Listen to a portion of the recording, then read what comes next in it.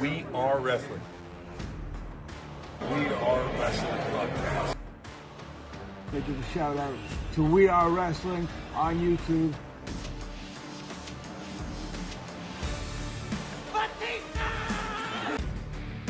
You're watching We Are Wrestling.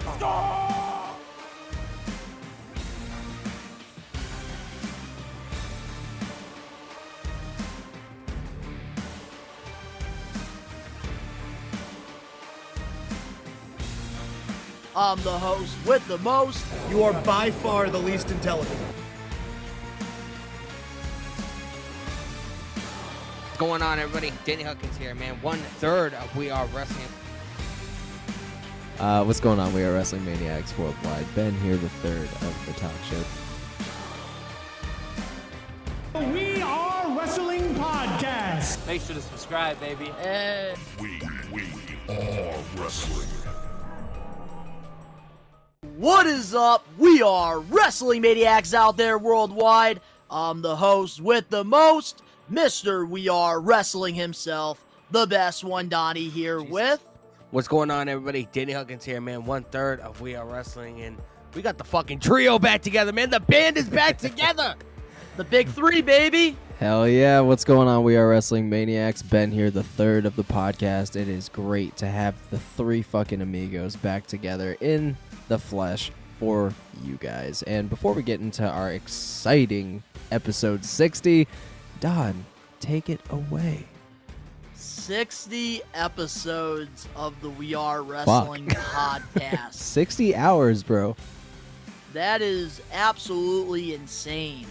And to all the listeners out there, I know there's not 60 episodes on our Spotify or Apple Podcast, but over on our YouTube page where we started, this is 60 episodes. But before we dive into our topics for this week's episode of the podcast, if you're not a We Are Wrestling Maniac yet already, and you're not a part of the thousands of subscribers, the best way to support us is by hitting that subscribe button now, turning on the post notifications, videos be coming out of nowhere like an RKO, and of course, you already know, the grind is real. Yep, boy. I also Hell want yeah, to point out, this is my first time realizing that in our intro video, there's somebody getting a fucking, like, some kind of pile driver, and their neck fucking flops, bro. My God, I was watching it, and I was like, damn. Who's that? Blitzkrieg. So I was like, damn. He got fucking smashed. Pro, man, one of the best independent promotions in the area. We got to Hell get yeah. you to a show before the end of the year, man. Dude, we really have to. I gotta fucking plan that shit out because I am like so horrible about going to live shows lately, man. It's been fucking nuts, but it should be getting easier here pretty soon. I do have to go see a Blitzkrieg show. I really, really fucking do because I feel ashamed to be a wrestling fan and I haven't even been to a promotion that is literally super fucking local, and that is ridiculous. And a lot of the young upcoming stars, they come from Blitzkrieg Pro. A lot of these guys in the Northeast were very lucky to have, you know, guys like MJF. Yeah, I was gonna say Carmelo MJF did. Hayes, all of these, you know, big talent that are, you know, striving right now in AEW and WWE. Yeah, man. Carmelo Hayes was Christian Speaking Casanova. of WWE, man, you just went to Monday Night Raw this past Monday. That's How right, was I it? did. And honestly, man, for Monday Night Raw, it was a fantastic experience. So for years, I stopped going to WWE shows. You lucked out. Because I, you know, lost my passion for, you know, being for professional wrestling. And with Raw, I went to my first one back in 2021 with some buddies. We were up in the nosebleeds. It was a great show. Cody Rhodes fought Austin Theory, almost won the U.S. title. This was during the Vince McMahon era. And the Raw was a little bit lackluster. Even though they did have Alexa Bliss make her return, that was like the only thing that was like, oh my God. But now, you know, going from 2021 to 2023, The Triple my H era. first Triple H era television show, because Survivor Series is a premier live event. That was lit. Even though that was a fantastic experience, you know, out in Boston with you, Ben. Recommend the We Are Wrestling listeners worth and, you know, viewers to check out that vlog on the channel. Hell yeah, you get to see me partially naked. And honestly, with Monday Night Raw, I gotta say, this show was definitely one of the better Monday Night Raws. You got And fucking lucky. Cam, my boy, came in clutch with these tickets the day of. I did not expect us to be as close as we were during the show. How'd he get Yeah, him man. day Great of, view. bro? So how he did it was during the day of the tickets. So I believe they went on sale when I was at the big event in New York back in March. So the Oh, day okay. of, he actually got those tickets where we were sitting for only $50. So if you are trying to go to a Monday Night Raw or a Friday Night SmackDown, what I learned getting back into, traveling, going to these wrestling shows is get the tickets the day of or the day of the show. So when they go on sale or the day of the show. Yeah, because like Raws and SmackDowns don't sell out. So And I heard there's that, always tickets. And I But heard don't that, get them in between because the prices are going to be jacked up. Oh yeah. And I heard if you get them at the actual box office, you can avoid all the fucking fees from fucking Ticketmaster. Exactly. That's why a lot of people, they wait till the day of. But Say going to hello this to that Monday Night fucking Raw, line. man, I got to say, like, another cool thing about this was I bumped into a lot of We Are Wrestling maniacs during this. I was handing out business cards to a lot of people, and a lot of them that I was handing them to said, I've seen this channel before. I've seen your videos. I wonder what would Absolutely happen if we nuts. went to a Monday Night Raw and all three of us were together. That's The what whole I wanna fucking I know. never in dude, a million years like I would would've love to. thought that I would be recognized for anything like, especially like YouTube related. Because Dude, think of how many people are on the world and how many people are on this platform, bro. We're like relatively really small compared to a lot of it's other people. weird because like even like outside of We Are Wrestling, like I was at Red Robin fucking like a few weeks ago with my brother and my daughter, and fucking I saw this dude with a band shirt, and like we just talked for like a quick second. He kept like looking over at me at the table, and then he got up and came to our table and asked me. I was like, dude, there's no fucking way right now, no fucking way. But no, it wasn't the case at all. But like it's a strange feeling thinking that that's what's about to happen. So I can only imagine what it was like for you, Don. Yeah, man, it was absolutely crazy. And it's amazing always, bumping into We Are Wrestling maniacs. And I think the reason why we're very recognized in our area when we go to these Blitzkrieg Pro shows, when we go to these wrestling conventions in Connecticut, Mass, or New York, I think the reason why we're recognized is because on the We Are Wrestling channel, we're really proud to be in New England. And like we really, I feel like we acknowledge where we are. I Oh, feel yeah. like. And I think a lot of, the maniacs that, tune into the podcast, that, watch the videos and stuff, I think they really see the passion that we have for this, and they like how we support independent wrestling.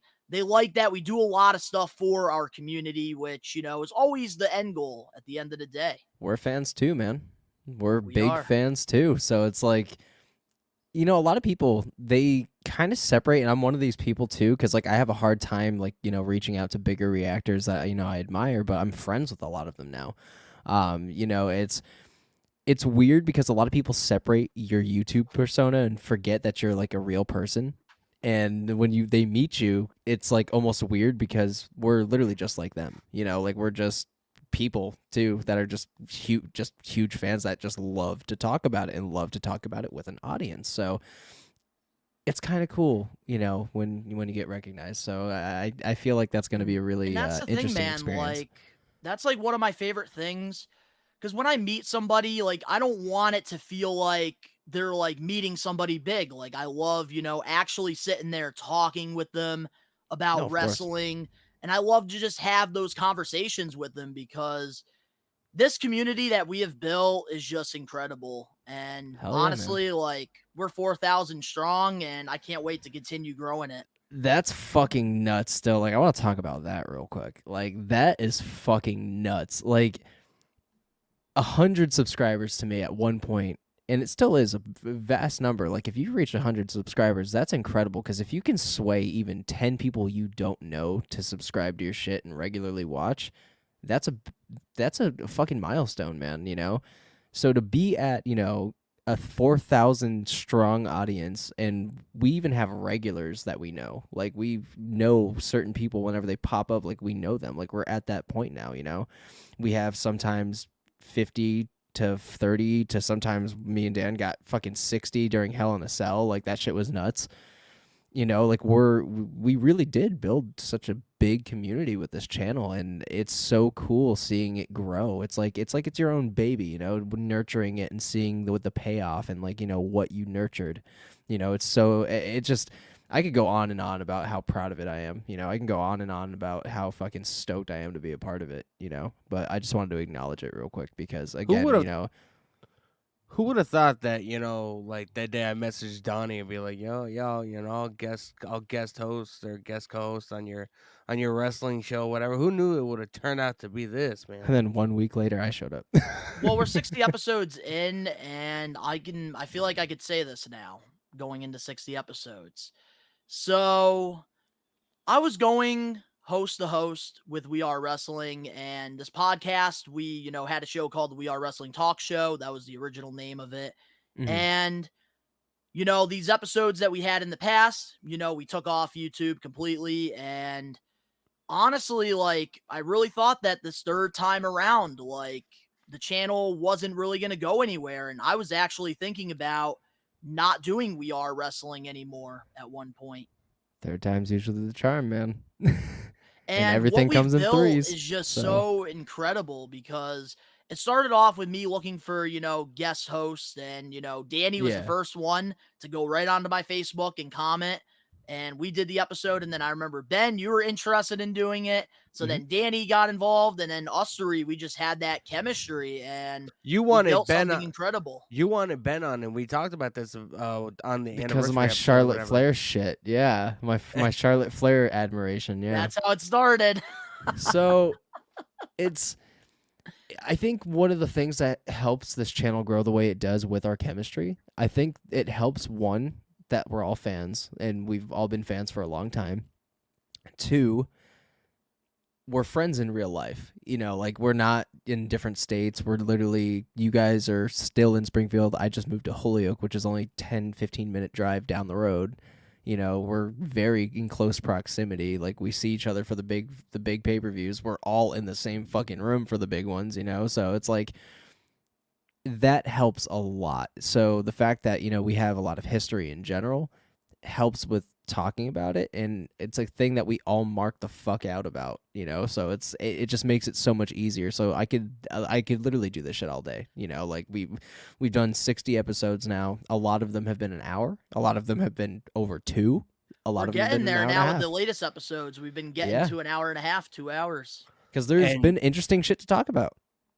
It's only taken us 61 episodes because this is 60. A week from today, we have our first spot at a convention. It only took us 61 episodes to accomplish that. Yeah. That is nuts. The Wrestling Classic vlog is going to be fucking wild. Like, I don't know what we're going to get in the Wrestling vlog, but we're going to get something in the Classic vlog. Like, it's probably going to be one of the biggest ones we do because it's going to be so personal. Because we're going to be right there with everybody. You just got an upgraded computer, so you'll be able to vlog too now. I could, but I don't have like a camera to vlog with. My front camera's busted, so, and it looks like shit. So I don't know if I want to do that. Speaking of vlogs, we recommend, you know, the We Are Wrestling listeners, the viewers watching, to go check out 2 vlogs that we posted on the We Are Wrestling YouTube channel this week. The Monday Night Raw vlog. Not only do we have Monday Night Raw highlights and stuff during, you know, the vlog, we also have things from after the show, getting the wrestlers, you know, leaving the show, which you can give a shout out to Cam for that. That was his idea. And the second vlog that we do have on the We Are Wrestling channel, JR meeting Jim Ross, which, Danny, we definitely got to dive into that and talk about that experience a little Jim bit. Ross. That was a surreal moment, you know. Growing up, like, you know, you guys know the kind of admiration that I have for the Attitude Era. I'm just, you know, such a huge fan, and that's really where the peak of my fandom began. Well, yeah, that's You know, why all your the name is classic Danny the moments. Mark Huckins. Hey, man.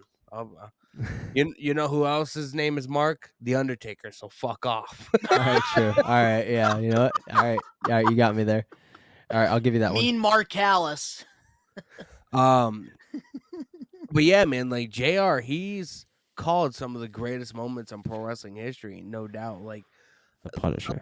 a lot of people enjoyed, you know, Bobby the Brain Heenan and Gorilla Monsoon, and you know, even Vince McMahon in like the mid 90s or whatever. Dr. But Isaac Yankem. I don't think Yeah, Dr. Isaac Yankem. I have that figure on my shelf too. Of course, the my fuck you 90s. do. I'm not I don't- surprised. Now, everybody's going to have a different view. You know, some people's fandom goes back to the 80s. Some people's fandom goes back to, like, the Ruthless Aggression era. I mean, there's even people that come in my streams that say, oh, I didn't start watching, you know, pro wrestling until 2012, 2013 or whatever. Mhm. So era. everybody's, you know, fandom is different. But I don't think there's another commentator that can lace up JR's boots. Like, the dude he gets you into the match. He makes you care about what is happening. And I think that's the big thing. Like with Jim Ross, this is the reason why I loved him, because I every loved him week with he built Lawler. that relationship with us on television every week. And like with a lot of us, and I was even just watching a Jim Ross interview recently with Chris Van Vliet, which, you know, Insight, one of my favorite wrestling podcasts out there, recommend you guys to go listen to those interviews. Jim Ross even said, like, who would have thought, like, somebody, you know, that, like, had issues would, you know, be in the position that, you know, he was in today. Exactly, man. And Like, that's the thing, like, he just built that emotional connection with us every week on TV with Jerry the King Lawler. And the reason why they were such a great duo was because Jim Ross, the best, you know, color commentator out there, he can call the matches play by play. Jerry the King Lawler had the personality. He was the heel. He was the character, puppies, and all that good stuff. And he would get under Jim Ross's, you know, skin. But they had that perfect chemistry where they would balance each other out and they would be able to have fun at the same time as doing their job. my favorite, Abso-fucking-lutely, dude, my favorite team outside of JR and Lawler, was one of Taz my and Michael fav- Cole one- for me. Taz and Michael Cole for you. But one of my favorites was when Jerry Lawler left WWE for that short time, and they had Paul Heyman with JR.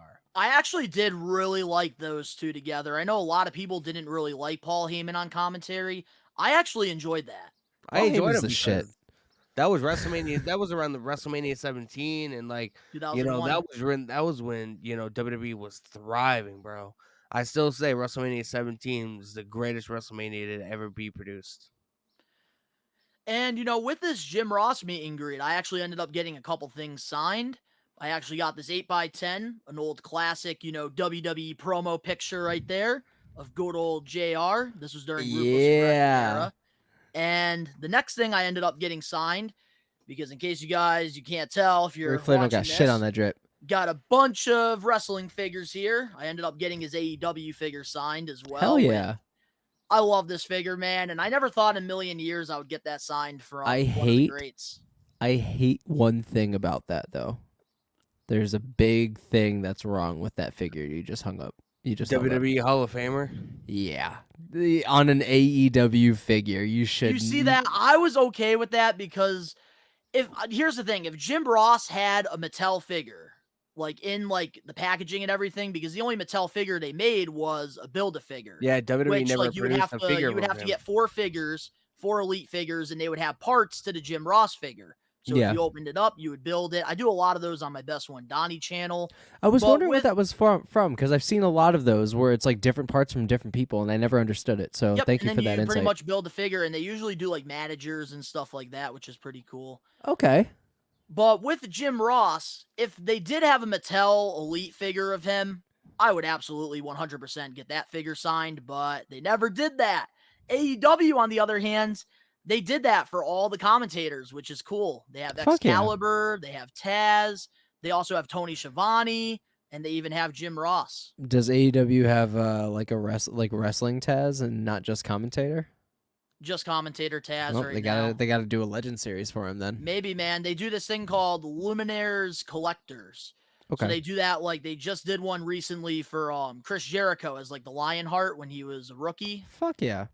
So they've been doing that, which is pretty cool. But now, you know, diving into the highlight of the week before we get into our topics for this week. In the wrestling world, man, there's been a lot of crazy things going on. We saw this cinematic ending, the Friday Night SmackDown last Friday with, you know, Roman Reigns and Jimmy, and having Solo hit the spike on Jimmy, and now trying to see where Jay is, which Maybe we find out this Friday, but we're recording We this on will. a Wednesday, so we don't know. We'll find out. You know, obviously it's part of the Bloodline story. It's going to be big. And Jay out here making mad decisions. He's been pressured the most out of everybody in this Bloodline. Like if anybody's gotten abused the most, it's fucking Jay. Jay has taken a lot. So the fact that Jimmy snapped this quick, Jay's explosion is going to be different, which is I feel like is why he's physically built different. I think eventually we're going to get main event Uso again. I think eventually we're gonna, in some capacity, he is going to go singles soon. You know what I think they're gonna do?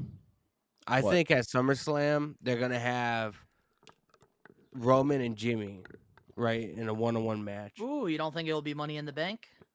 I think at Money in the Bank we could possibly be getting maybe the Usos versus Solo and Roman. I think so too. I don't see Roman versus Jimmy happening at Money in the Bank. But I mean, you never know. But either way, whatever event that it's gonna be phenomenal. But I would have. Do you guys think now? Would I do this possibly, depending on like how the story progresses? Do you guys think Roman is dumb enough to add a stipulation to where Jay is a special referee in that match? Oh yeah, I can see that WWE is happening. not thinking about it, not with a special ref.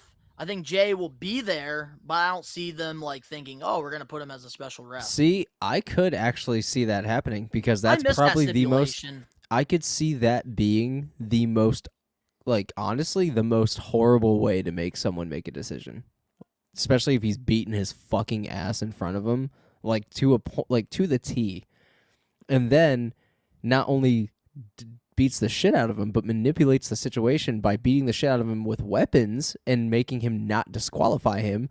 That is going to throw him over the fucking edge, bro. That is going to throw him over the edge because at that point, it's pure manipulation. There's no love there. So here's my So I thought could see that, on Dan. the whole one. Jimmy and Jay Uso thing, because I do want to see them both as single wrestlers. They've been a tag team their whole career. I really want to see what could happen here. And I think with Jimmy making the move before Jay, this gives Jimmy something, which, is going to make things very interesting. Oh, for The sure. only way I see these guys splitting up is the Roman Reigns situation, because right now Jay is in the middle of the Bloodline and his brother. And if Jay, I think, super kicks Roman and, is on his brother's side, I don't see the Usos breaking up. But here's where things can change. I think if, Jay helps Roman and ends up, aligning himself with the Bloodline because of his loyalty, to the tribal chief, super kicks Jimmy, that's going to make Jimmy a mega baby face. And I think eventually Jay's going to get turned on from Roman, and then Jay can go off on his own, tries to get back with his brother, but his brother wants nothing to do with him. And there you go. You can build something towards WrestleMania, Jimmy versus Jay. My thing is, I wouldn't mind that. But my thing is, and WWE has this issue in the women's division too, lack of tag teams. The Usos are arguably one of the greatest tag teams to ever, wrestle, pretty much. Would It's you just split? fatigue. It's fatigue, but I don't know. Like, obviously they want to make. I'd split 'em up. They want to make the tag titles a big deal, but they were the main event of WrestleMania Night 1.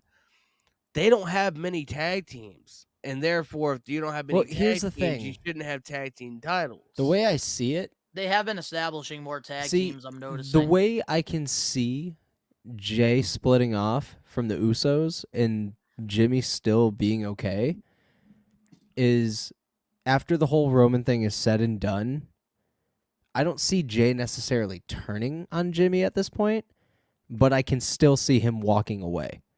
Because if you think about it, eventually we're going to get Solo versus Roman.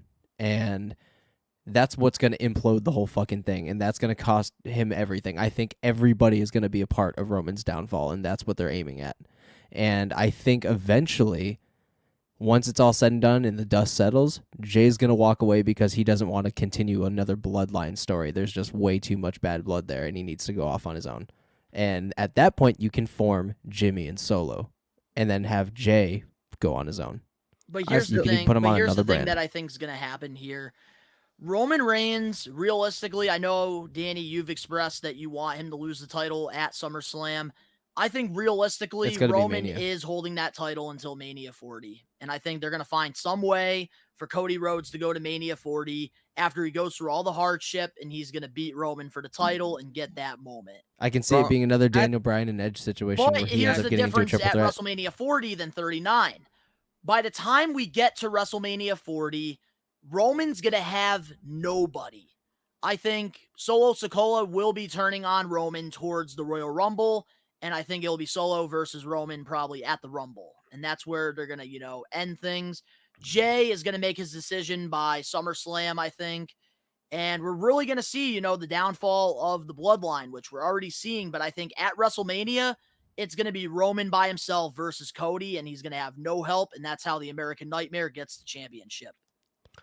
This is going to be a bit of a hot take, and you guys are definitely, I know for a fact you guys are not going to agree with me, Oh shit. and that's fine. but Okay, this is well, gonna be it's a hot take for a reason. it's going to be one of the hottest It's a takes I've Danny ever take. said, man. I'm not going to be surprised if we shit. disagree. Oh shit. All right. I- Hold up. Where's my shit? I need a stress relief. Hold on.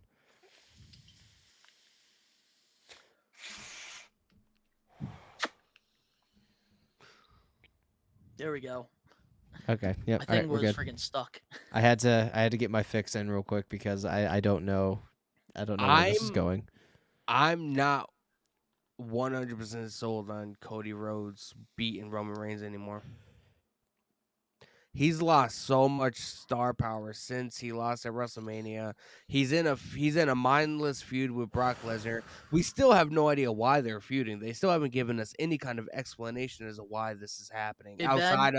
outside of Brock Lesnar being What's upset up? that he wasn't in the main event. I think we need to take another hit. I hope that Roman beats Cody. I hope it happens again, and I don't think Cody's the guy, man. I don't know. I just feel like he's lost a lot of his luster since the defeat at WrestleMania. And like Daddy, that you're match- wrong. the match at WrestleMania 39, this has nothing to do with his fan reaction. Absolutely nothing. I was about to say. But I the was match just at that raw. the match at WrestleMania 40 is gonna be nowhere as big as the match was at WrestleMania 39, because WrestleMania 39, it was the first time we seen it. Cody versus Roman. Cody finally being in this spot that he's wanted to be in forever. And now that so Roman beat Cody, then you're gonna have him go to next year's WrestleMania. Will the match be good?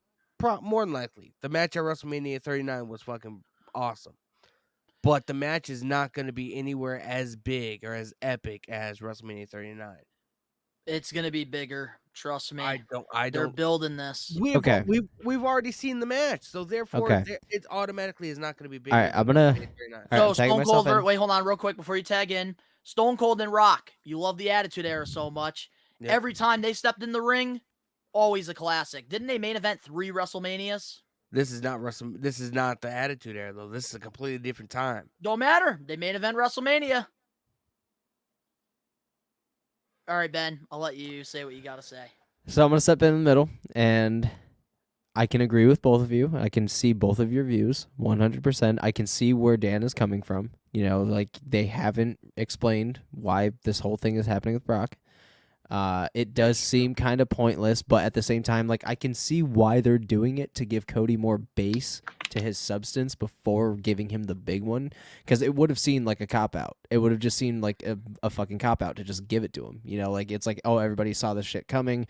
It's just giving them what they want rather than telling a full bred story to make it a real underdog type shit. However, I do think there is a way to make it even bigger than 39 was. I do think that there is enough star power and base there, especially not only with how Cody has been. The dude's built like a fucking tank now. I don't know if y'all noticed, but dude is on a fucking another level physically right now. The dude is not the same Cody Rhodes we had. He is fucking like, this is a new person as far as I'm concerned. I do think that in this time before this next Mania, there's gonna be something. There's gonna be something that is going to set this off, that's going to be a make it or break it. But I do have faith that they can finagle a way to make this huge. Here's what I do This think way, is I going just to want to add happen. one more thing. What's up? And then, I'll stop here with this. Yeah. My go final ahead. thing that I do want to add with this whole thing, like, I totally understand why, some of us don't want to see a Cody Rhodes versus Roman 2, because the first match was a 5-star classic. It was a Fucking great. fantastic match. But now, here's why I think WWE made the right decision. I know a lot of us were upset with what happened Oh, night for sure. 2. It's But plastered. me having 3 weeks, away from content creating and, pro wrestling, it made me realize something. And with Cody Rhodes, if he did win, because weren't we all upset that Cody Rhodes entered the Rumble at number 30? And remind you, after the Hell in a Cell pay-per-view with the torn pec, he was out of action for a while, so it felt like they were going to push him into like that John Cena type role. And I think if Cody Rhodes ended up beating Roman, I think after a while, because Cody was not going to lose the title right away, I think after a while he would have all right, here we go. Man, I'm losing my thought here. But here's what would happen with Cody Rhodes. People would get repetitive of him eventually because of how easy he got the championship. And then absolutely. the same situation would have happened to him that happened in AEW, where the crowd tried to turn their backs on him. And I think with Cody going through this hardship for a year, they're building towards something bigger. And I think when Cody gets that world championship, there's not going to be that situation that happened in AEW, because people aren't going to be sick of him. I think it's not only that, but they're also chiseling him out because he's going to be the next person that takes the belt. And if he beats Roman, they're going to expect the guy that beat Roman to put on stellar matches and to put on fucking classics every time he laces his boots. Because a 1,000-day reign ending is no big feat. Yes, you fucking beat him. You got the title. You slayed the championship. You finished the story. What now? And that's the important question. And they want to make him face people like Brock Lesnar 3 times and make you believe that he did this shit, because he's going to have to do it again and prove it as a champion. And if they just handed him the title, who the fuck is going to believe that shit? We've seen this almost friggin' 40 years ago with this father. Exactly. I'm not. Like, who the fuck's going to believe it if he just takes the title off Roman but hasn't faced people like Brock Lesnar and made it believable? And that's the last thing I'm going to say about that. know? But Danny, I'll let you say what you got to Yeah, say. I'm sorry. Yeah. I wish there was a story to it. Of course. There's a bunch of things you could do with, We're in the middle of it. Brock and Cody, you know what I mean? But they haven't explained outside of Brock Lesnar being upset that he wasn't in the main event. And that's the reason why he attacked Cody and everything, which makes no fucking sense to begin with.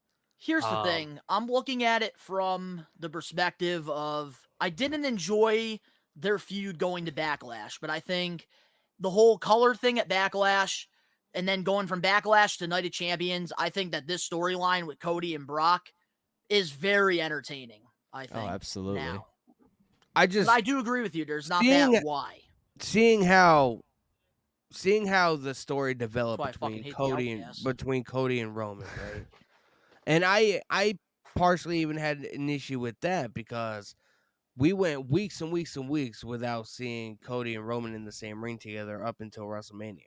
We only got like maybe 3 interactions till the WrestleMania match, which I have a huge issue with. And he didn't even get a fucking rematch, and he didn't even he just got his ass beat. Apparently, WWE got rid of like automatic rematch clauses. See, here's the thing though. Like he didn't get a rematch, and 2, the last time we saw Roman and him in the ring together, they were about to have a tag team match, and Brock just beat the shit out of him, and Roman watched, and there was no mention of it after. Exactly. It was just done. Cody has not mentioned anything cord. about the Bloodline, Roman, WrestleMania, nothing. There has been no mention of because he's focused on Brock. Yeah, but still, you would think if he still had eyes on Roman's we title, could beat a dead horse for the rest of the night for the next 45 minutes over this shit. Here's but what I at the same, I think LA Knight's gonna win. I think LA Knight's gonna win Money in the Bank. He's gonna want to challenge Seth Rollins. He's gonna get transferred to Raw. Cody's gonna get transferred to SmackDown, and that's gonna rejuvenize the feud between Roman and Shoosh! So our highlight of the week was the whole Jimmy Uso Yes. and Roman Reigns 1,000-day celebration. Yes. Mhm. So guys, before we dive into the topics for this week, we'll be right back with more We Are Wrestling Podcast 60. Saturday, June 17th, 2023, both Captain's Corner and Zombie Hideout are bringing professional wrestling back to the New England area with the Wrestling Classic 3, which will be a wrestling convention bringing in some of the best wrestlers throughout the years at this event in Springfield, Mass. at the South End Community Center. You can meet Hall of Famers Kurt Angle, Lex Luger, DDP, AEW stars, The Guns, and so many more classic stars to be announced on Saturday, June 17th. And for the first time ever, We Are Wrestling. We're going to be a vendor. We're going to be working with Zombie Hideout and Captain's Corner with this event. Best One Donnie has had the opportunity to go to both the Wrestling Classic 1 and 2. And let me tell you, the Wrestling Classic 3 is going to be like no other.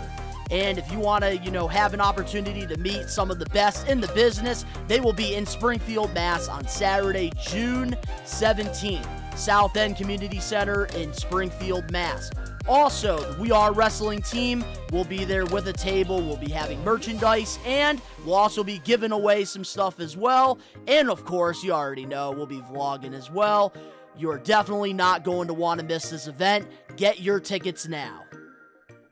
We're back, and before we dive into our first topic, We Are Wrestling, we want to send our love, our condolences to Iron Sheik and, his family and all the fans of the Iron Sheik and all the old school fans during, this time. And Hulk Hogan. And Hulk Hogan, because he's the Iron Sheik about it. couldn't stand the jabroni, the Hulk Hogans. But our thoughts and prayers do go out to Iron Sheik's family and stuff during this time. One of the greatest heels in old school wrestling that paved the way for wrestling today. I'm gonna miss his explosive tweets, man. I'm gonna miss him every day. How many times he said Bro. fuck? Oh my God! Did you guys see His tweets are colorful. This is on topic a little bit. But do you guys see his last tweet that he posted? Fuck the fires or something. Fuck the wildfires 20 hours ago. On June 5th, Iron Sheik tweeted, "Fuck the Apple Vision Pro headset." Wait, what?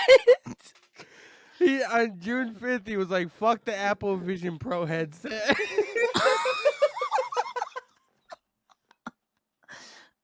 Oh my God. Who let this man have a smartphone? This man was out here wilding for his last days, dude. On June 3rd, he was like, "Wizard of Oz, go fuck yourself." Yeah, I got one. Ready? Wait, no, I got this. Wait, Danny, let me have my moment here. All right, my Iron Sheik tweet of the century is this. Ready? Knock, knock. Who's there? Go. Go where? You guys supposed to say go who? Go who? Go fuck yourself, you dumb son of a bitch. All capitals, too. What the fuck was wrong with this On guy? June 3rd, he said, "My Little Pony, go fuck yourself." This dude had a feud with everybody. He preferred My Little Camel. He said this. This is the last one I fucking read. He said, Hulk Hogan retirement match. You owe me big time, jabroni. I break your fucking neck, you howdy doody Hollywood blonde dumb son of a bitch. Wow.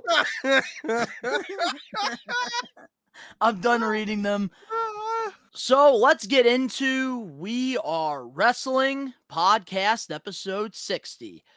Our first topic, according to Fightful, AEW superstar CM Punk has taken a liking to the work of Switchblade Jay White, one of Danny's favorite wrestlers, and that he could be an early opponent or program with CM Punk along with the Bullet Club Gold. How do you feel about this potential feud in AEW? So I'm going to keep it short and sweet. Oh, okay. I was just saying I could just go real quick because, I don't really have much base in AEW shit, but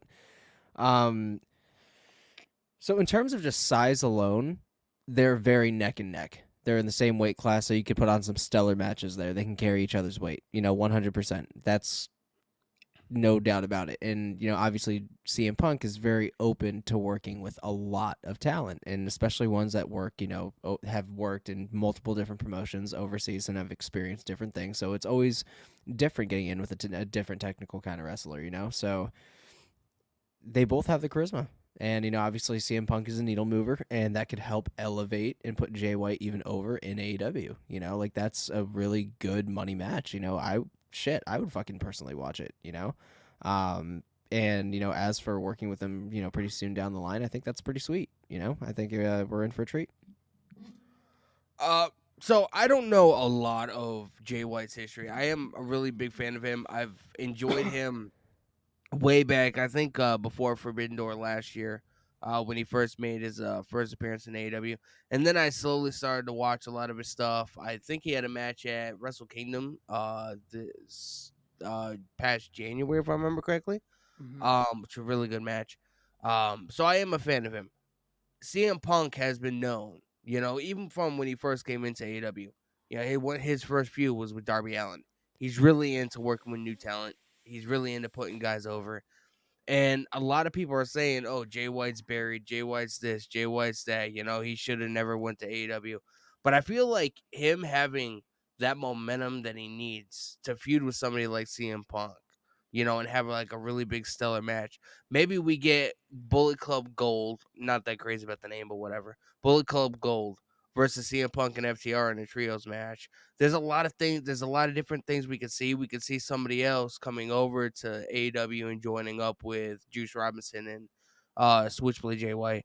So I do think Switchblade feuding with somebody like CM Punk, somebody of the caliber of CM Punk, because a lot of people have a lot of different things they could say about Punk, but regardless, the dude, he's very popular.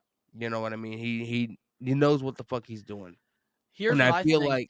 like giving Jay White that momentum that he needs to build himself up, I mean, it'll be fucking amazing. And I think, like, for Jay White working with a guy like CM Punk, who is, well known, I think that really will help Jay White in the long run, because everybody knows Jay White is one of the top guys in New Japan. He's very popular with the Japanese crowd. And in the US, he's never really had this opportunity. And I know WWE, they expressed interest in him, Impact expressed interest, and AEW ended up, signing him. And I will admit, I have not really been the biggest fan of his run so far, but I think working with a guy like CM Punk could definitely help him. But here's what I worry about him working with CM Punk. Because the thing that I didn't like with CM Punk is the whole putting talent over. That's the only thing I kind of disagree with you on, because with Darby Allin versus CM Punk comes back a couple of years, later, like years away from the ring. And Darby Allin, who, is very hot at the time, very popular, coming off a TNT title run, you have CM Punk beat him. And I feel like that momentum for Darby Allin hasn't really been the same since losing that big match to CM Punk. And CM Punk and MJF, they made it work. And I think at the end, CM Punk winning that feud, it made sense, because MJF can make anything make sense, honestly, because he has that old school mindset. But CM Punk has worked with a lot of guys, and usually I feel like CM Punk is the one putting himself over, if that makes any sense.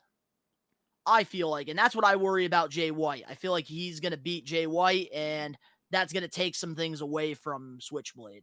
I mean, you can't necessarily say Darby, didn't gain anything from feuding or having his match with CM Punk. Multiple time TNT champion. Even after that, he was just Yeah, he had some one. popular He exposure, he was but just one of the nothing main crazy event since. guys. He was just one of the main event guys on one of the biggest pay per views that they have this year, Double or Nothing. So One of the most lackluster pay-per-views. it was lackluster. It wasn't the greatest, but that match stole the fucking show, bro. It was a very good match. I will give you that. So I mean, with everything that has happened with Darby Allin over the last year and a half, 2 years, you can't say that him feuding with somebody like CM Punk, because it gave people more eyes on Darby. You I'll know, give I'm you pretty that. sure. I'm pretty sure That's before a good that, take. before he feuded with Punk, people just looked at him as like an emo, skater kid.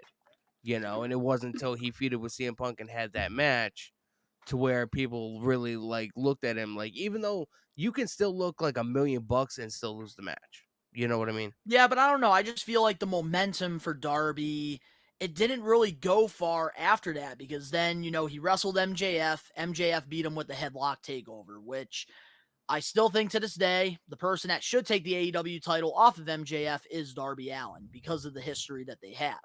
But I just feel like Darby Allin, he keeps losing important matches, and I feel like eventually that's going to take more and more away from him when I feel like he deserves a lot more. I feel like that's because of Darby Allin, though, because Darby Allin, he has other ventures like after at the beginning of next year, he's gonna be taking like 2-3 months off of AEW because he wants to climb Mount Everest. Like So he's into pro wrestling, but he likes to So do other things. what do you feel about the whole Bullet Club Gold shit? I don't like it.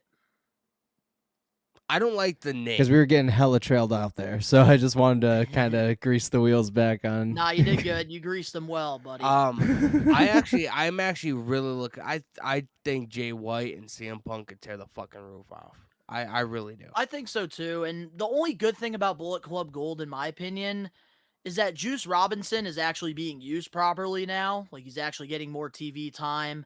And Jay White, I guess it gives him something to do.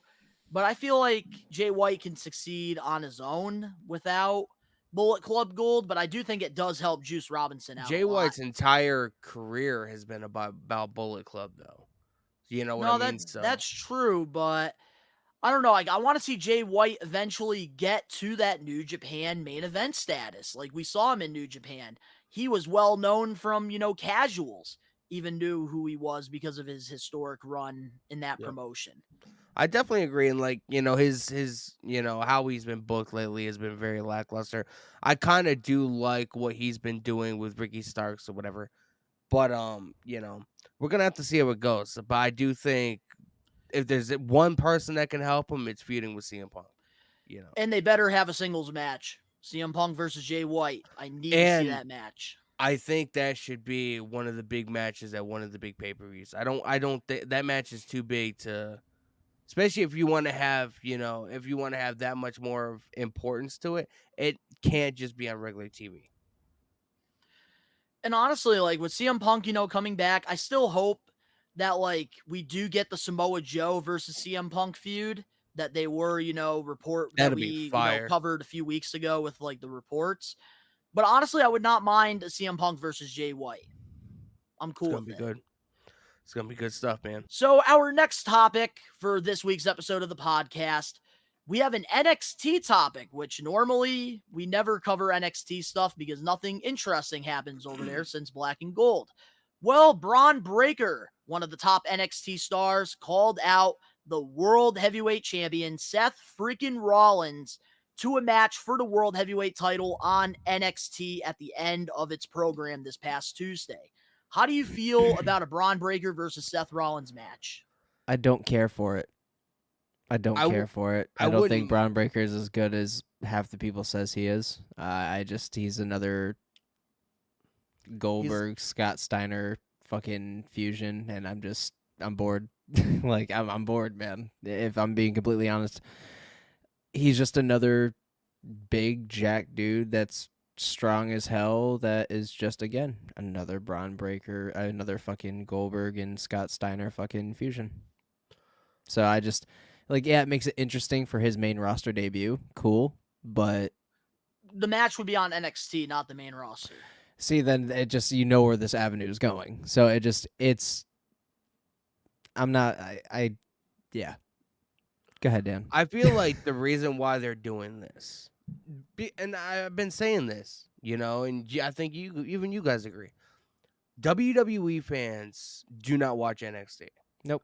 Most of WWE's audience that watch SmackDown and Raw, they're just casuals. They periodically watch, throw it on. If WWE's in the area and the tickets are relatively cheap, they'll go to a show, spend, waste a couple hours and have something to fucking do.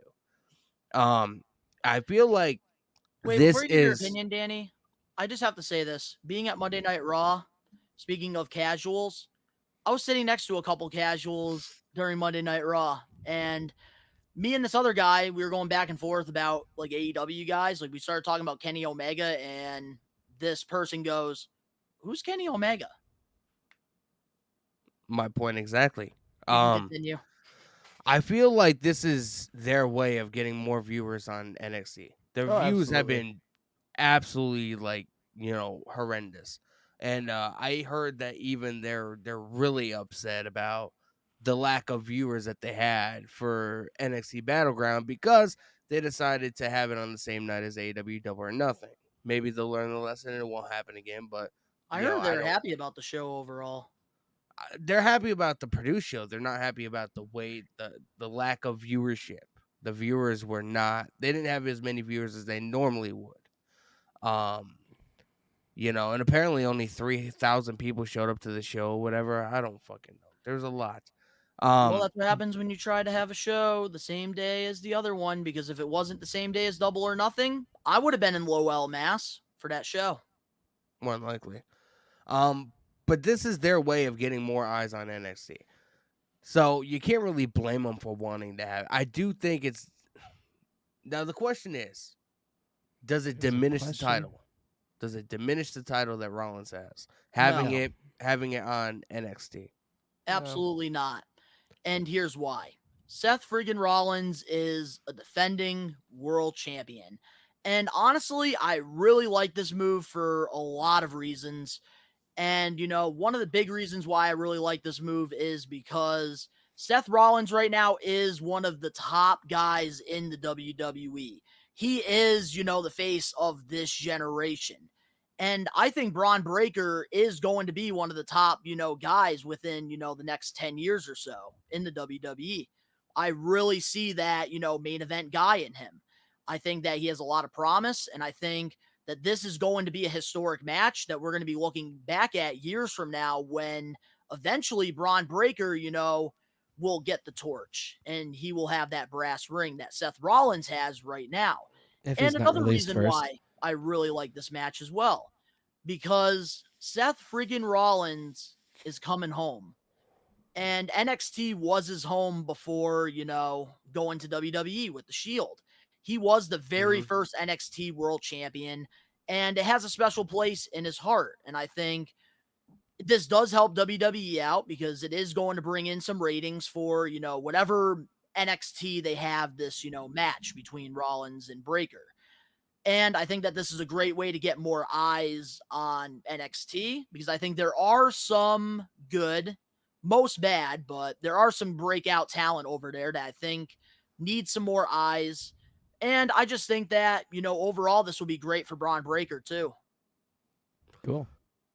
I mean, will I watch it? More than likely. Just, because I'm a fan of Seth Rollins. You know what I mean?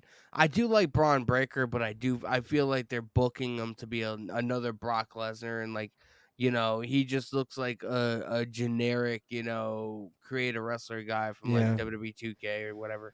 We've got it. So it's just one of those things. This is definitely like a ratings ploy to get more viewers on NXT. So I wouldn't really think too much about it. Rollins is definitely not losing the title to fucking Braun Breaker on NXT though. Won't happen. We were going down that avenue. Yep. But guys, we'll be right back with more We Are Wrestling podcast. Are you looking for wrestling content? Well, We Are Wrestling provides everything pro wrestling. The best one, Donnie, Danny Huckins, and the Load Rager Ben are wrestling marks like you who love this sport. We Are Wrestling has it all when it comes to wrestling content. We have different podcasts, vlogs, reactions, full wrestling matches, live pay-per-view watch-alongs, interviews, predictions, and so much more. Only on We Are Wrestling. What are you waiting for? Subscribe and become a We Are Wrestling maniac now. We're back, and every week on the We Are Wrestling podcast, we do a thing called Comment of the Week.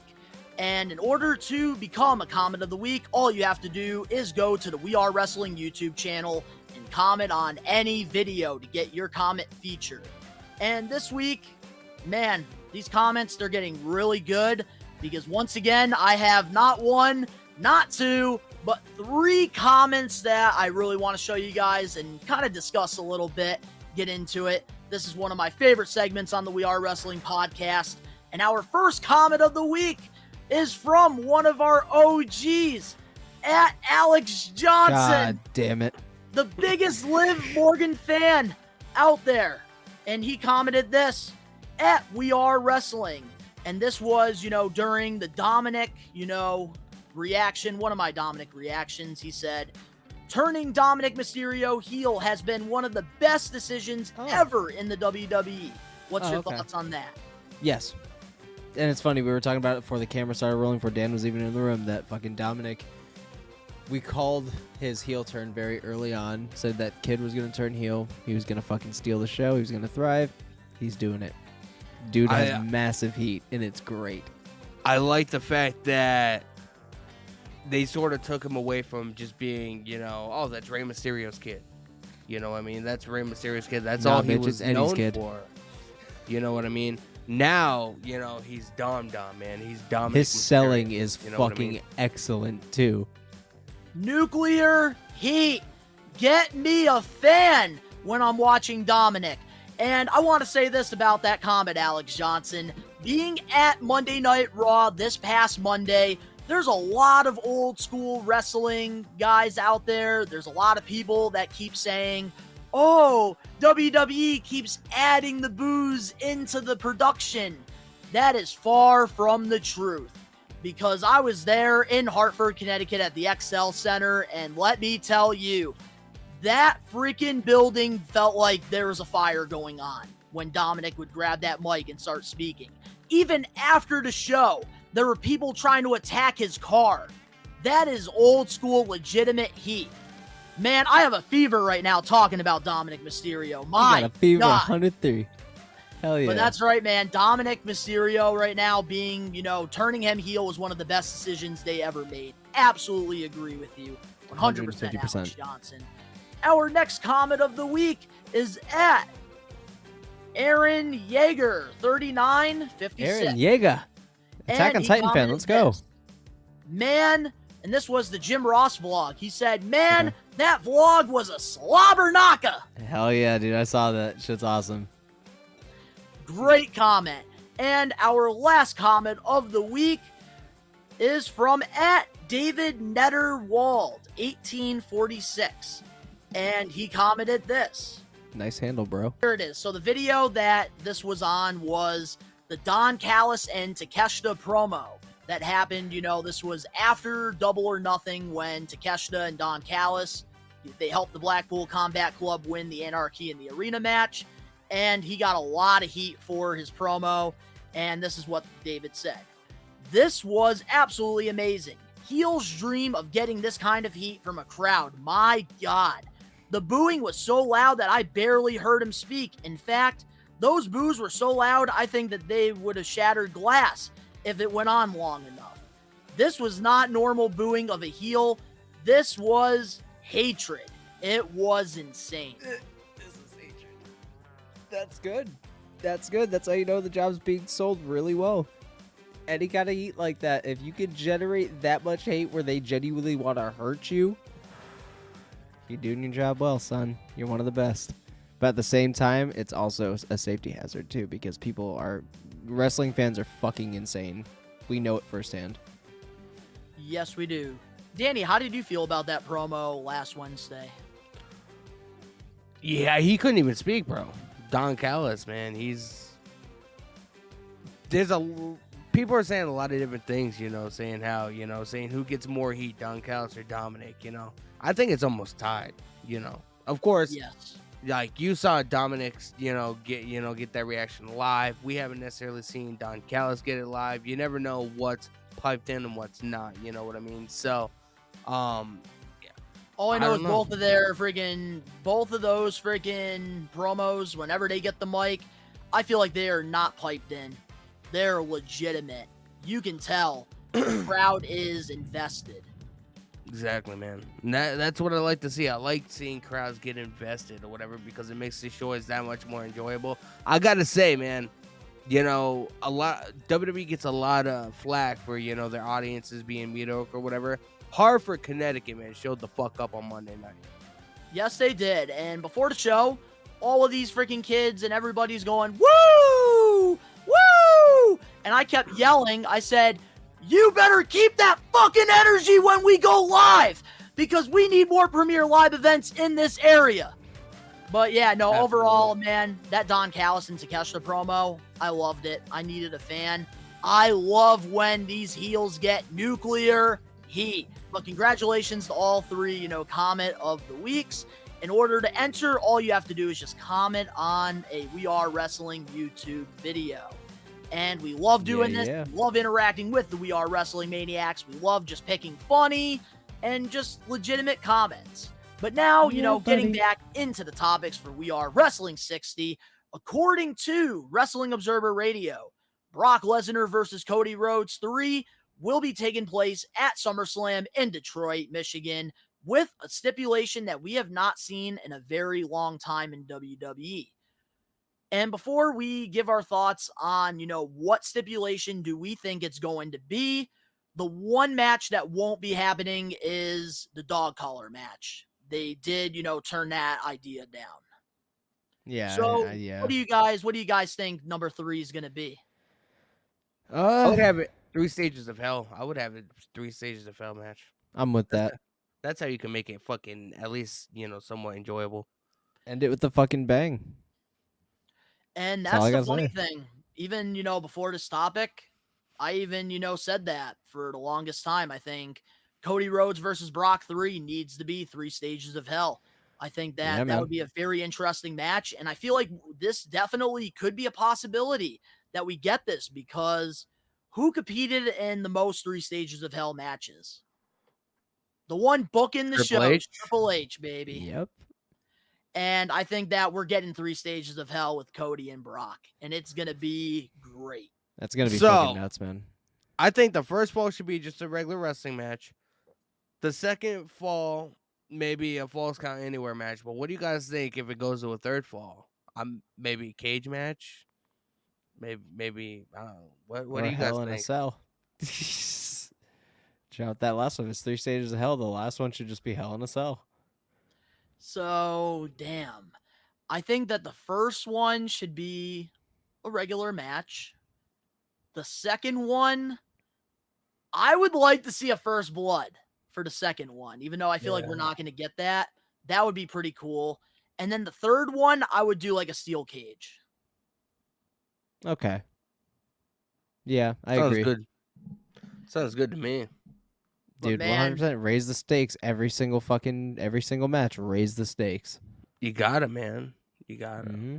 And I'm excited to see like how they execute this if it does happen, because WWE, they have been taking some matches from, the Attitude Era. They've been taking, some of the old school matches from WCW, and they kind of add their own twist to it. So I'm kind of curious to see like how they do a 3 stages of hell match in 2023. You want to know what else I would do for that match?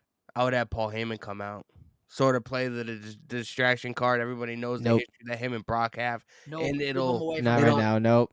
No, but No. if Paul No. Heyman comes out, it'll No. get Cody's mindset back on Roman Reigns after this last match with Brock Lesnar. But then it's gonna show a That whole for the fucking night angle. the night after SummerSlam on Raw.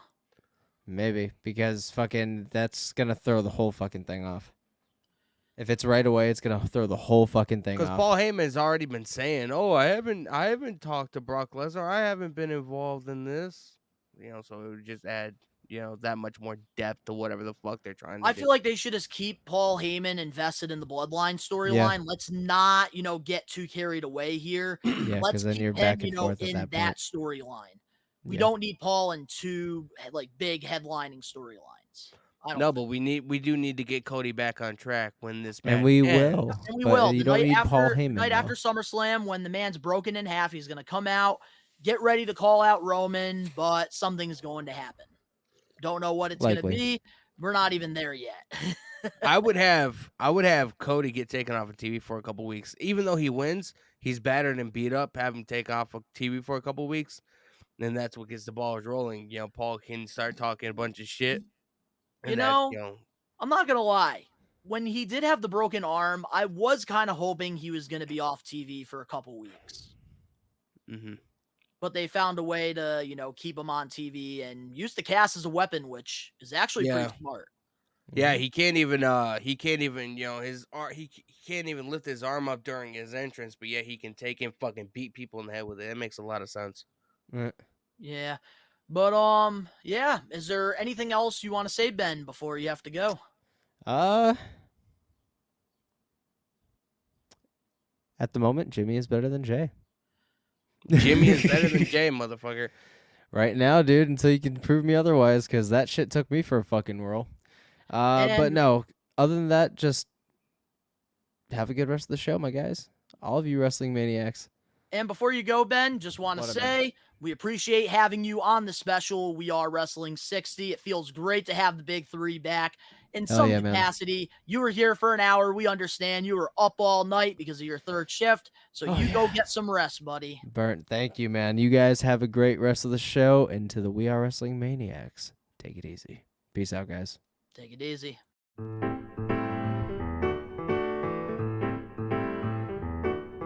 What is going on, everybody? Danny Huckins here, man. You guys are watching the We Are Wrestling podcast. I want to be acknowledged! So our last topic before we get into the main event topic for We Are Wrestling 60, AEW Forbidden Door 2 is stacking up. And AEW this past week made two huge announcements. We have two headliners. We have Bryan Danielson versus Okada and Kenny Omega versus Will Ospreay confirmed for AEW Forbidden Door 2. How do you feel about the two headliners for this stacked event? Bro, Kenny Omega versus Will Ospreay, one of the greatest matches I've ever seen in my life. At Wrestle Kingdom 17 back in January, bro. Even though obviously it was in Japan or whatever, so that match didn't happen until probably like 4 or 5 a.m. Our time. That really, I was invested. I was invested what was going on. Bro, they did so many gnarly spots in that match. I can't imagine what they're going to be doing at Forbidden Door. Holy shit, bro. Take my fucking money, man. I love the matches that they announced for the show. And Danielson and Okada? I mean, bro, if you're not a pro wrestling fan if you're not excited to see them two in the ring. The only problem that I do have with these announcements is the Bryan Danielson versus Okada match. I kind of wish that we kind of waited until Okada made his AEW debut, because I feel like that's why, they're teasing that Kenny Omega, left the United States. He's not in Canada. He's back in Japan, trying to get Okada with the Elite to, take out the Blackpool Combat Club. So I kind of wish we waited for that. But to announce these two matches, I understand why they did it. They want to sell tickets for this event. They want to get, the New Japan Pro Wrestling fans and AEW fans excited for this. And honestly, I'm super excited. Last year, I couldn't watch, Forbidden Door. And this one right here, with these two announcements, take my money. I'm ready to watch Kenny Omega versus Will Ospreay too.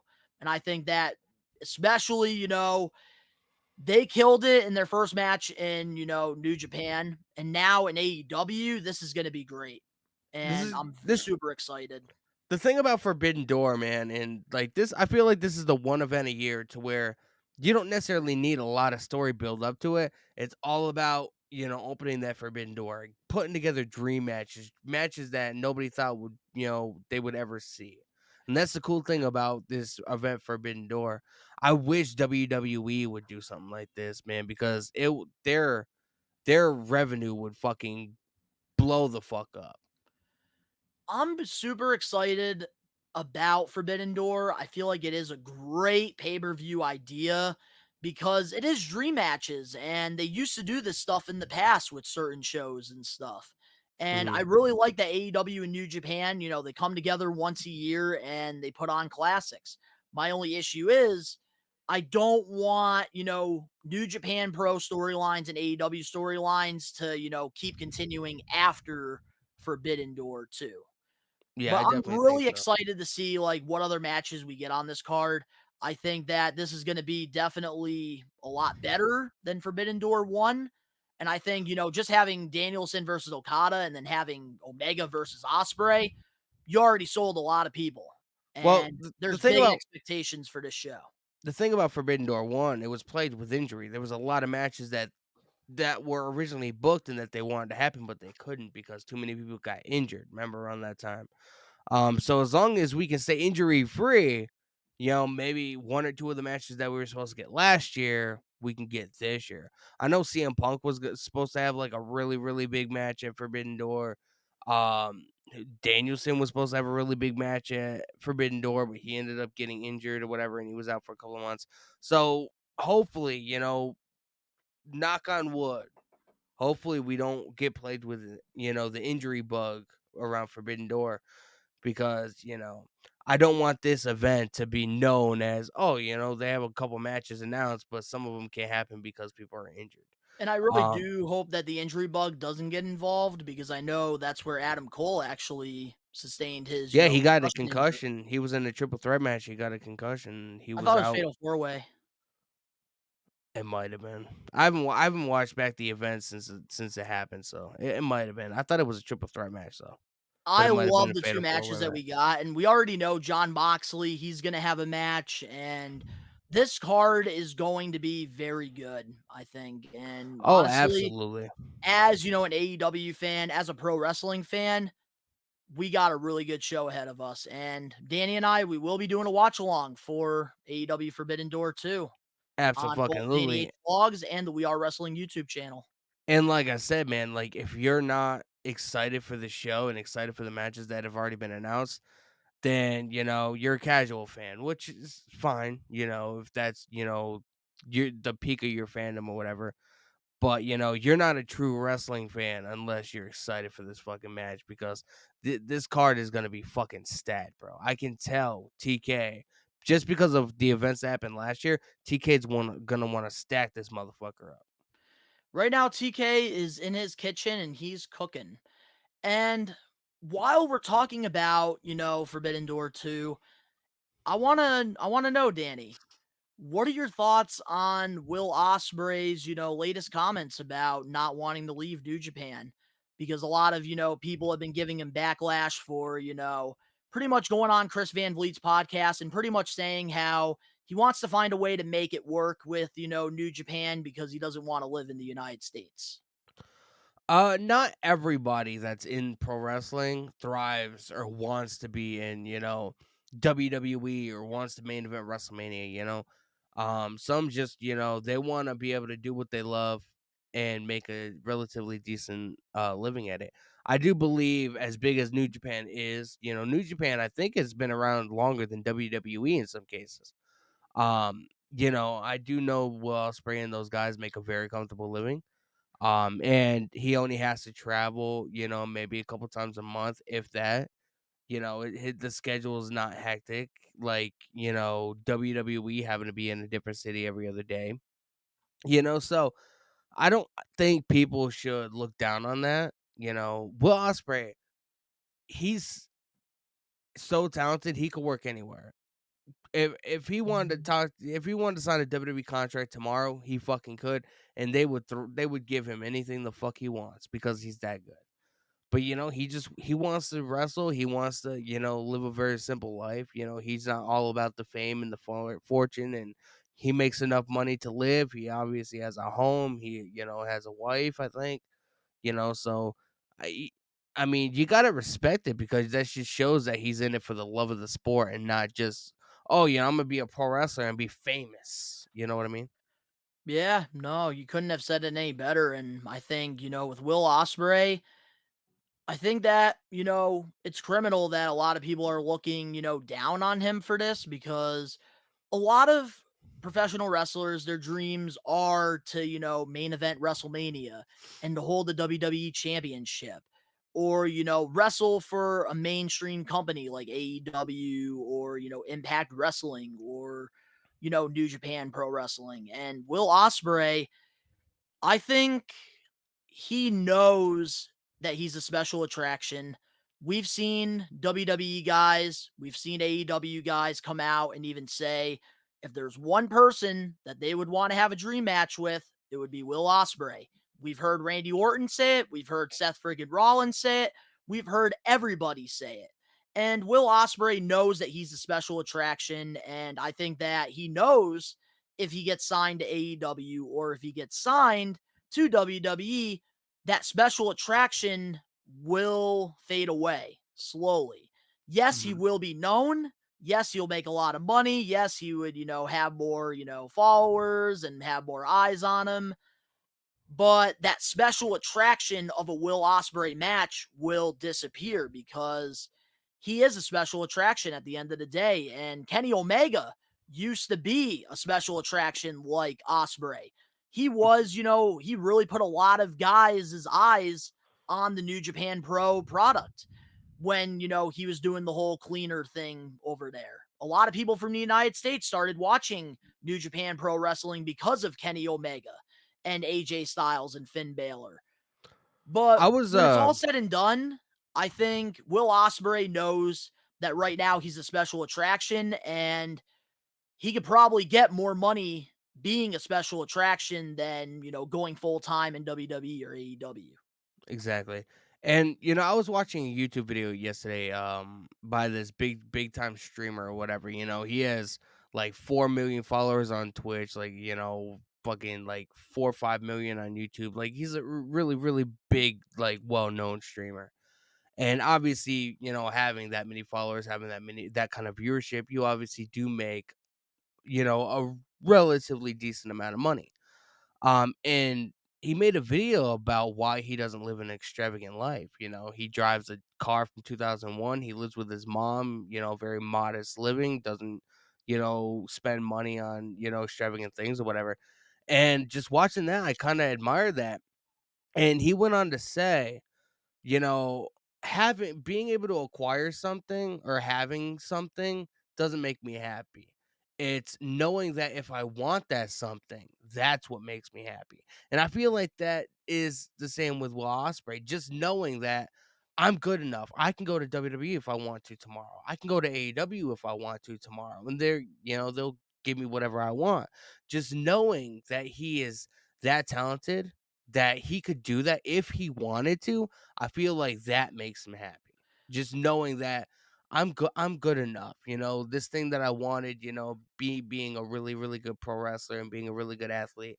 Like that makes me happy. Not necessarily going there, but knowing if I want to, I can.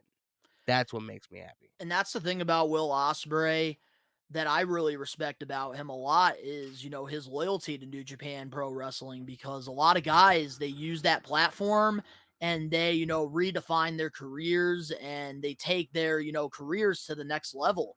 We've seen plenty of guys, use New Japan Pro Wrestling as, a platform to, get themselves bigger. And I think, Will Ospreay, he's very happy with, the way he's being booked. I think he's very happy, with the direction that his career's going in because AEW has a very good relationship with them. So he can visit the United States at times and still get a lot of eyes on him and New Mhm. Japan Pro Wrestling. He's a special attraction. And I think there's only a matter of time before we do get a Will Ospreay appearance in WWE at some He's point still very for young, bro. maybe He for still maybe has. a live event or maybe something special on Peacock or something where they have like a Will Ospreay versus Seth Rollins match. He You did never s know. he did tweet on, I think he posted on Twitter or something I read. He tweeted, "The O2 Arena is only 20 minutes from my house." You never know.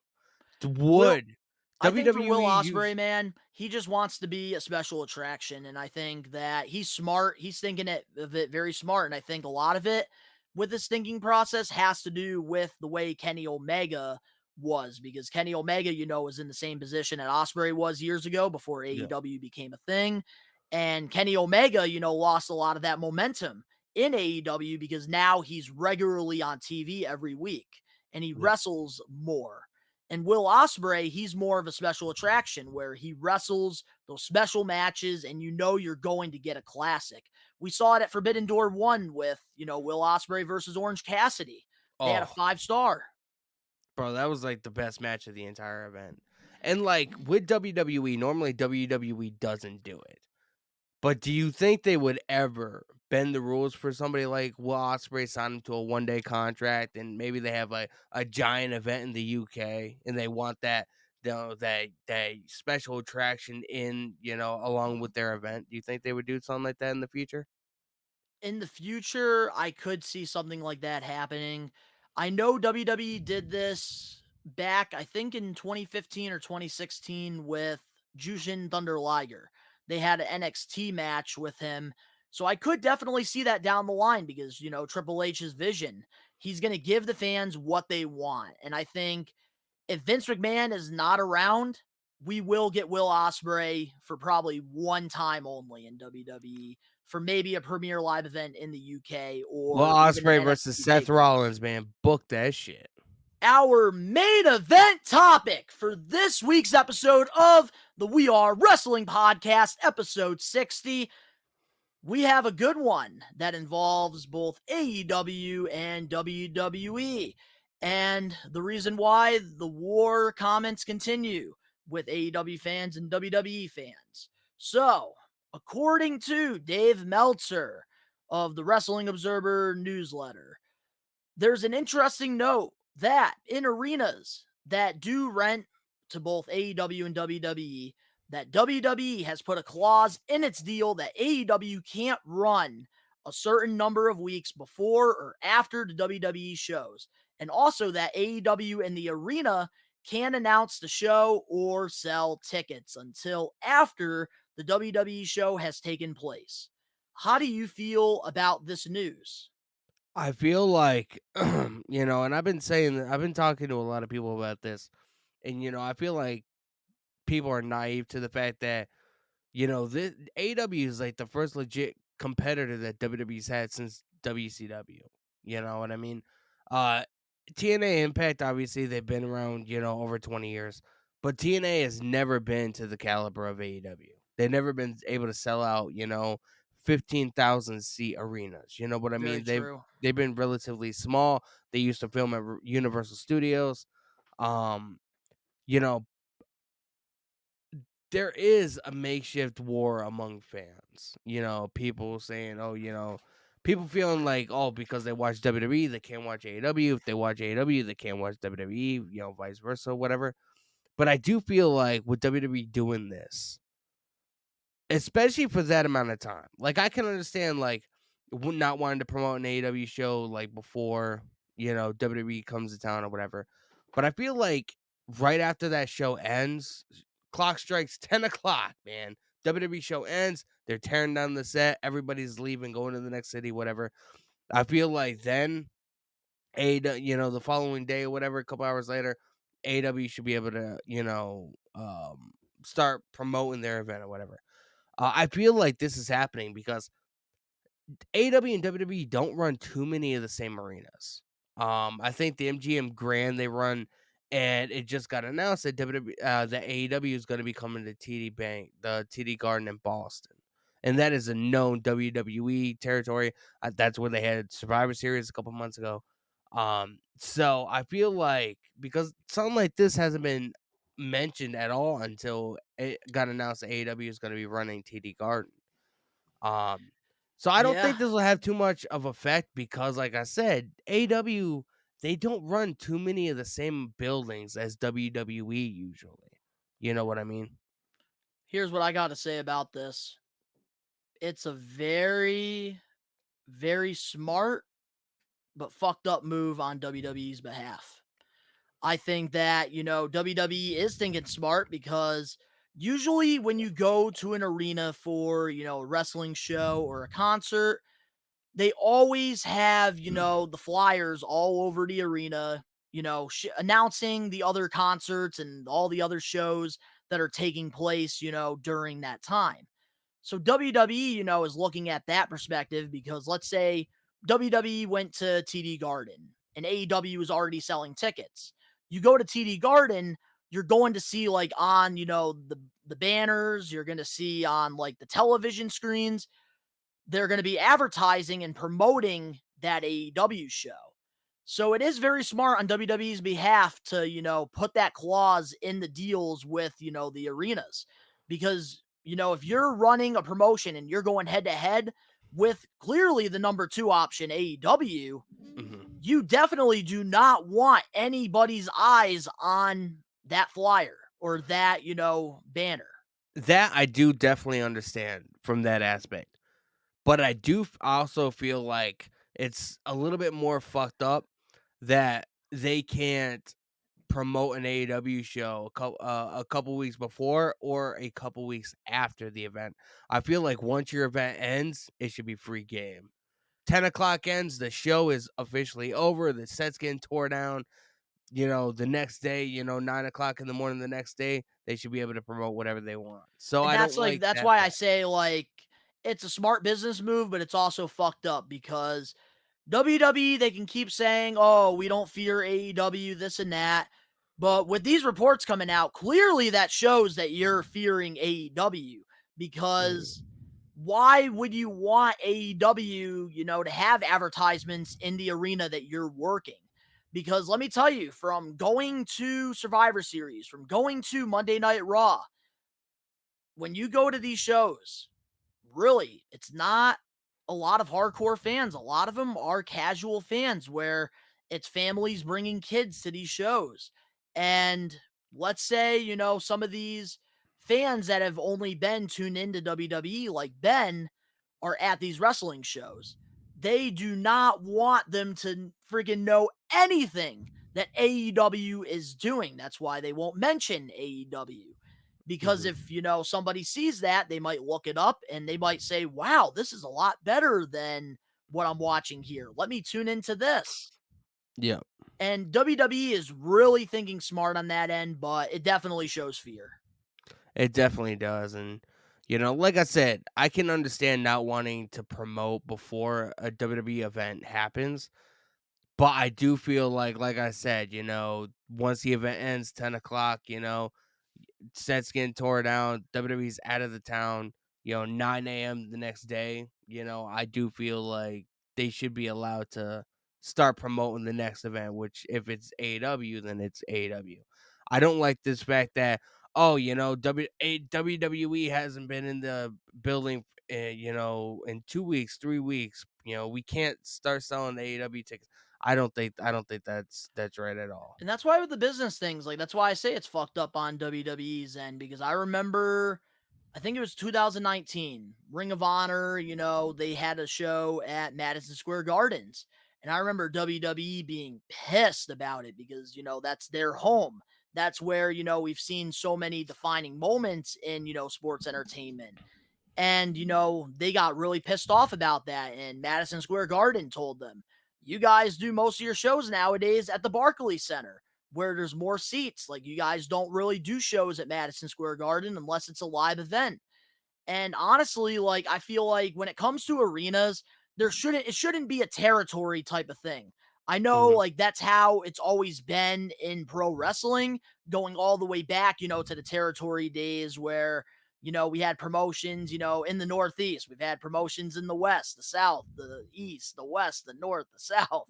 Yeah. But like, I feel like it shouldn't be like that. And I don't know. I just feel like definitely shows a lot of fear. And I think that, yes, as soon as that set is put down, the next day AEW should be able to advertise their show and they should be able to do that. But I think TK, definitely is thinking he already knew about all of this happening, which is why I think like he avoids, going to the same places WWE Yeah, goes to during times. I was just about to say that, that's probably why, they decided to go to, you know, um, oh, I don't TD know. Garden. Because Survivor TD. Series was the last, big show that happened over there. So Yeah. AEW decided, well, let's wait, about 6 to Actually, 8 months. was it? I believe so. I thought earlier this year they had a show in Boston and that was like John Cena's big Oh, return. yes, they did at Boston. That's the last one. You're right. You're absolutely right. But you see, after that John Cena return, they haven't been back to that building since. So AEW, Yeah. is thinking, okay, let's, have a show at the TD Garden in maybe like 4 to 5 months so that we get plenty of time to sell tickets, this and that. Even though it's a hurdle for AEW to do this, I think that this still, definitely benefits both sides because you don't want to see the other rival being WWE's forgetting, like, and I wanted to bring this up because you were just talking about Ring of Honor not long ago. I want to say about 78% of the talent that they have signed to WWE came from Ring of Honor. You know what I mean? Or even past guys. We got Sami Zayn, Kevin Owens, Bryan Danielson, like all these guys, all these big name guys, even though Bryan Danielson's in Seth AEW now. Rollins. Seth Rollins, like all these guys came from Ring of Honor in those different territories or whatever. So it's weird that WWE has an issue with those, because if it wasn't for those promotions, they wouldn't have the talent that they have. Well, during 2019, WWE thought that Ring of Honor was going to be the next AEW because they had Cody Rhodes, they had the Young Bucks, and they had Kenny Omega. So they thought at the time that Ring of Honor was their competition. And the Elite were making it known that they were ready to, go against WWE. And that's when they formed, AEW. They gave, more professional wrestlers and the fans a second option. Yeah, And because the I feel original, like they shouldn't be punished for that because this second option, gives more wrestling fans an opportunity to experience something different. This Yep. gives, more pro wrestling fans a second option. So if you don't enjoy what WWE is doing, you can go over to AEW. And most importantly, it's opening up more eyes on the product and it's opening up more jobs for these pro wrestlers. Because if they're not being used properly in one area, they can go to the other. Exactly. And like the original All In show, that was technically a Ring of Honor show, which I think is why, initially why TK wanted to buy Ring of Honor, because he always wanted to do an All In too because of the success of the first one, and obviously the second one is going to be a lot bigger. But overall in this whole situation, like, I can definitely understand and get behind, not wanting to promote an AEW show before a WWE show, because I wouldn't want that done to AEW. But I do feel like once the show ends, bro, it should be fair game. Absolutely agree with you. And I think that a lot of people are just blowing this whole thing out of proportion. I think AEW is not worried about it. WWE, they don't really care that much about it. They're, still trying to compete with AEW low key, and they try to have NXT compete with them, and AEW just wipes the floor with them. There's a reason why they had to move from Wednesdays back to Tuesdays. But to the We Are Wrestling Maniacs out there that are watching, let us know in the comment section below your thoughts on all the topics that we covered on this week's episode of the podcast. If you're a listener, give us a 5-star review and download us because Danny loves being downloaded. Oh, I love it, man. And don't forget, before Donnie does sign off, man, I got to say this, and we're probably going to, talk about it next week, but by then it's probably going to be a little bit too late. A week from today, man, Springfield, Massachusetts, the Wrestling Classic 3, me, Ben, and Donnie are going to be there. We're going to have a table. We're going to have merch. We're going to, talk to people, meet people. Kurt Angle's going to be there. Diamond Dallas Page is going to be there. The Godfather's going to be there. The Ass Boys, the Guns are going to be there, man, from AEW. It's going to be a good time. Go to zombiehideout.com to get tickets, Captain's Corner. It's going to be a great show, man. I'm looking forward to it. Donnie, are you looking forward to the Wrestling Classic 3? I am super excited for this. This is going to be the first time We Are Wrestling. We're going to be a vendor. We're going to be a partner with Zombie Hideout and Captain's Corner. I know you guys have been seeing and hearing the, Wrestling Classic commercials, throughout the We Are Wrestling podcast the past few months. It is going to be happening next Saturday. We're going to have a table. We're going to be doing giveaways. We're going to be having new shirts. We're going to be having a lot of awesome things going on there. If you're in the Western Mass area, if you're in Springfield, Mass on June 17th, recommend you guys to come out and say what's up. But if you guys enjoyed We Are Wrestling 60, make sure to smash that like button now. If you're not a We Are Wrestling Maniac yet already, subscribe, turn on the post notifications. The link's down in the description below. You can go follow Danny, Ben, and myself on our social medias and other YouTube pages, all that down below. In addition, you want additional content, go follow us on TikTok, Instagram, Facebook, and Twitter. All the links down below. And of course, to all the We Are Wrestling Maniacs out there worldwide, We are taking over. Peace.